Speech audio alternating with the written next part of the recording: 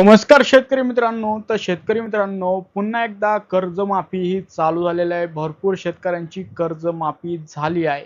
आता या संबंधीचा जो जी-आर आलेला आहे तो आपण आज बघणार आहोत. कोणत्या शेतकऱ्यांसाठी किती कर्ज माफ झाले आणि त्याच्यासाठी अटी व पात्रता व पात्र शेतकरी कोण कोण आहे, संपूर्ण माहिती तुम्हाला या व्हिडिओद्वारे बघायला भेटणार आहे. तर हा व्हिडिओ शेवटपर्यंत बघा आणि अशाच लेटेस्ट अपडेटसाठी आपल्या यूट्यूब चॅनलला सबस्क्राईब करून ठेवा. तर मित्रांनो, तुम्हाला इथे जी-आर बघायला भेटत असन. पुण्यश्लोक अहिल्यादेवी होळकर शेतकरी कर्जमुक्ती योजना 2026. तर 2 जून 2026 पासून हा जी-आर लागू झालेला आहे आणि भरपूर शेतकऱ्यांची कर्जमाफी झाली आहे. एकूण हा जी-आर 7 पेजेसचा आहे मित्रांनो, पण आपण त्याच्यामधून जे महत्त्वाचे मुद्दे आहेत तेच बघणार आहोत. आणि ही जर जी-आरची जर तुम्हाला पीडीएफ पाहिजे असेल तर आपल्या व्हिडिओच्या डिस्क्रिप्शनमध्ये चेक करा. तिथे तुम्हाला लिंक देऊन टाकणार आहे. तिथे जाऊन ती पीडीएफ डाउनलोड करून तुम्ही सविस्तर वाचू शकता.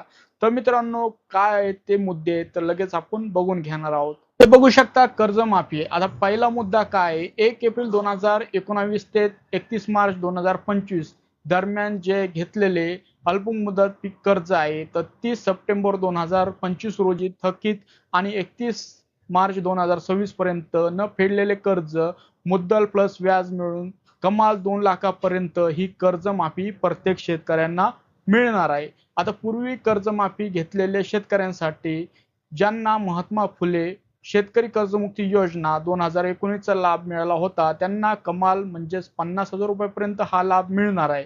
एक वेळी समझोता म्हणजे OTS जर थकीत कर्ज 2 लाखापेक्षा जास्त असेल तर त्या शेतकऱ्यांना 2 लाखावरील रक्कम प्रथम भरावी लागणार आहे. हे तुम्हाला लक्षात ठेवायचं आहे. त्यानंतर तुम्हाला 2 लाखापर्यंत जो लाभ आहे तो मिळत असतो. तर मित्रांनो, अतिरिक्त रक्कम जी भरण्यासाठी शेवटची जी मुदत देण्यात आलेली आहे 31 मार्च 2027 पर्यंत ही मुदत वाढीत देण्यात आलेली आहे. तोपर्यंत तुम्हाला भरपूर असा जो टाइम आहे तो देण्यात आलेला आहे. तो जी कर्जाची मुदतफेड आहे ती करून तुम्ही या योजनेचा लाभ घेऊ शकता. शेतकऱ्यांसाठी महत्त्वाचा पॉईंट म्हणजे जे प्रोत्साहन लाभ असतो, म्हणजे नियमित जर तुम्ही कर्जफेड केली तर तुम्हाला जो प्रोत्साहन लाभ आहे शेतकऱ्यांना 2022-23 किंवा 23-24, 24-25 या 3 वर्षापैकी कोणत्याही 2 वर्षांमध्ये जर कर्जफेड ही तुमची वेळोवेळी असेल तर तुम्हाला 50,000 रुपयाचं अनुदान व प्रोत्साहन लाभ हा दिला जातो. विशेष बाब काय आहे, तर जर संबंधित वर्षातील कर्ज 50,000 पेक्षा कमी असेल तर फेडलेली जी रक्कम आहे 5,000 इतका लाभ तुम्हाला मिळणार आहे. आता पात्रता काय आहे ते इथे बघू शकतात. राष्ट्रीयकृत बँकांना ही पात्रता राहणार आहे. खाजगी बँकांना, प्रादेशिक ग्रामीण बँका, जिल्हा मध्यवर्ती सहकारी बँका, प्राथमिक कृषी पतपुरवठा ज्या संस्था असतात तर त्यांच्यासाठी ह्या ज्या आहेत आवश्यक पात्रता राहणार आहे. आता आवश्यक अटी काय देण्यात आले आहे, तर आधार प्रमाणीकरण म्हणजेच तुमचं आधार कार्डशी बँक अकाउंट लिंक असणं, तुमच्या फार्मर आयडी वरती नोंद असणं, फार्मर आयडी काढलेला असावा. आता अपात्र व्यक्ती कोण राहणार आहे, विद्यमान माजी मंत्री, खासदार, आमदार हे राहणार आहेत. सोबत 25,000 पेक्षा जास्त मासिक वेतन जर असेल, सरकारी कर्मचारी असेल तर ते पण याच्यासाठी अपात्र राहणार आहे.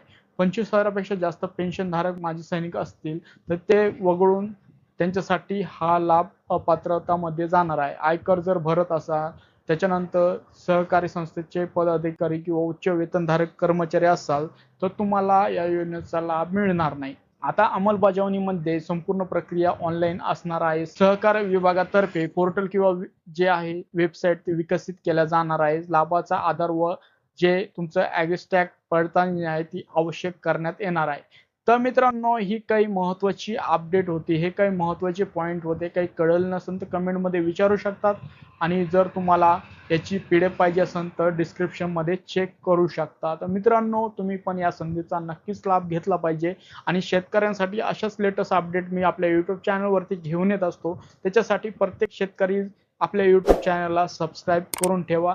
तर भेटूया नवीन व्हिडिओमध्ये. हा व्हिडिओ बघितल्याबद्दल आपल्या सर्वांचे मनपूर्वक धन्यवाद.